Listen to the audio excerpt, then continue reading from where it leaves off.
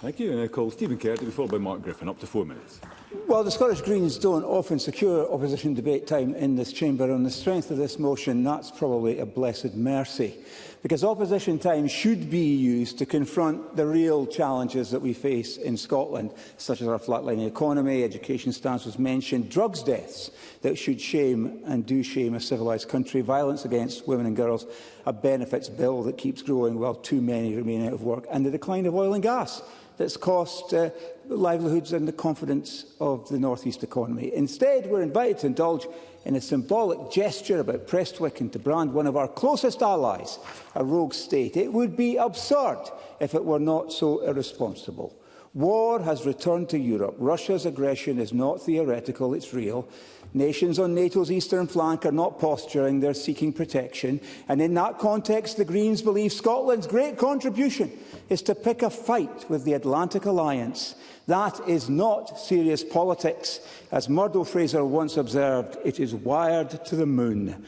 Presidents come and go. Personalities change. Donald Trump came, went, returned and will go again. Others will follow. But the alliance endures because it is bigger than any one leader and more important than any one electoral cycle. And to casually start labelling democratic allies as rogue states is not moral leadership. It is diplomatic vandalism.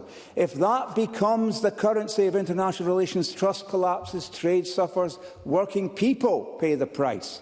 Prosperity depends on stable alliances and open markets. That is not ideology, it is economic reality.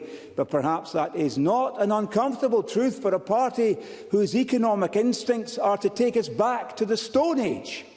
NATO has preserved peace for more than 75 years.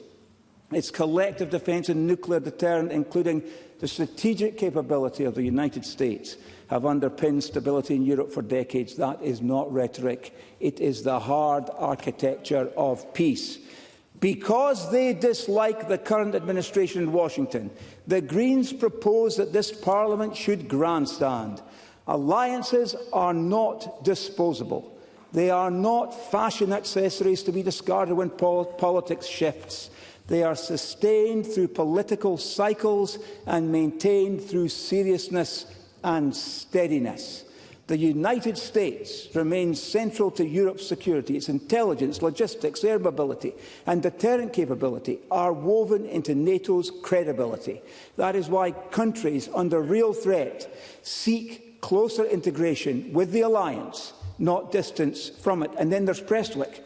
Lawful, routine allied flights, revenue for a publicly owned airport, skilled Scottish jobs, infrastructure that strengthens our national resilience. In one breath, the Greens speak of protecting public assets. In the next, they would jeopardise a key income stream for the sake of a cheap headline. That is not strategic thinking. It is gesture student politics.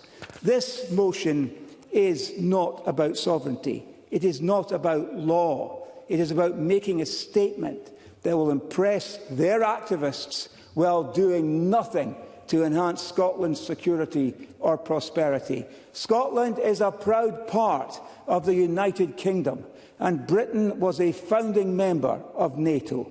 Collective defence is not optional. It is the bedrock of our security and of the prosperity on which our public services depend. This Parliament can indulge in ideological theatrics, or it can behave with maturity in a dangerous world. Support our amendment. Reject the motion.